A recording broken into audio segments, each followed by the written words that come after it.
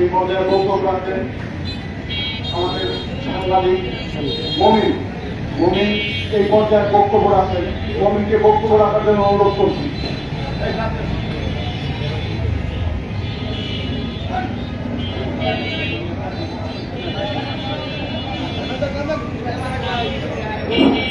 আসসালামু আলাইকুম। আমাদের কথা পরিষ্কার, আমরা সোজা কথা বলি। সাংবাদিকের উপর হামলা তীব্র নিন্দা ও প্রতিবাদ জানাই। এই ঘটনায় যারা দোষী তাদের প্রশাসন ভাইদের কাছে বলব অতি অবিলম্বে তাদের আইনের আওতায় এনে কঠোর শাস্তি তাদের দিতে হবে। অন্যথায় আমরা আমাদের যে কর্মসূচি আমরা ধারাবাহিকভাবে যারা সিনিয়র আছেন তাদের সাথে পরামর্শ করে আমরা প্রতিটা কর্মসূচিতে থাকব এবং আমরা কঠোরভাবে এর তীব্র প্রতিবাদ জানাই, নিন্দা জানাই। এই ঘটনায় যারা জড়িত, এই ন্যাক্কারজনক ঘটনা যারা ঘটিয়েছেন তাদের শাস্তির দাবি জানাচ্ছি। আমাদের অত্যন্ত দুঃখের বিষয়, এই ঘটনার শোনার পর আমি নিজে সম্মানিত জেলা প্রশাসক মহোদয়ের অফিসে গিয়েছি। তিনি ছিলেন না, তাকে বারবার ফোন দিয়েছি, তিনি রিসিভ করেন নাই। মনে হয় তিনি ফোনটি ব্যাকও করেন নাই। অত্যন্ত দুঃখের বিষয়, আমি প্রায় 1 ঘন্টার অধিক সময় তার অফিসে ছিলাম তার সাথে কথা বলার জন্য, তার বক্তব্য বলার জন্য।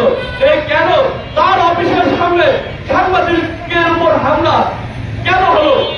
সর্বোচ্চ জেলার আইন শৃঙ্খলা বাহিনীর সর্বোচ্চ প্রধান অফিস, সেখানে সাংবাদিকের উপর হামলা।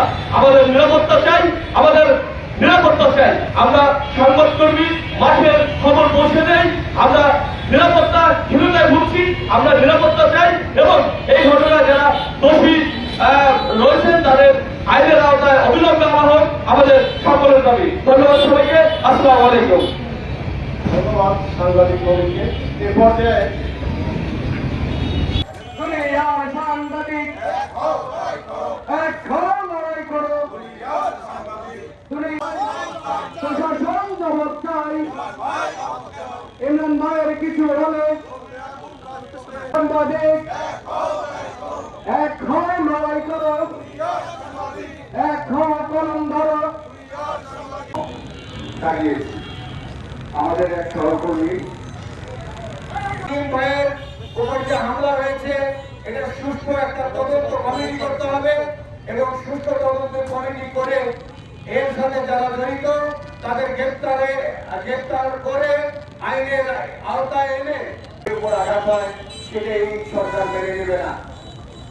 আমি শুধু একটি কথা বলবো যে সাংবাদিকদের বারবার রাজপথে আসতে হচ্ছে কেন? সাংবাদিকদের বারবার রাজপথে আসার আমাদের সহকর্মীবৃন্দরা বলবেন।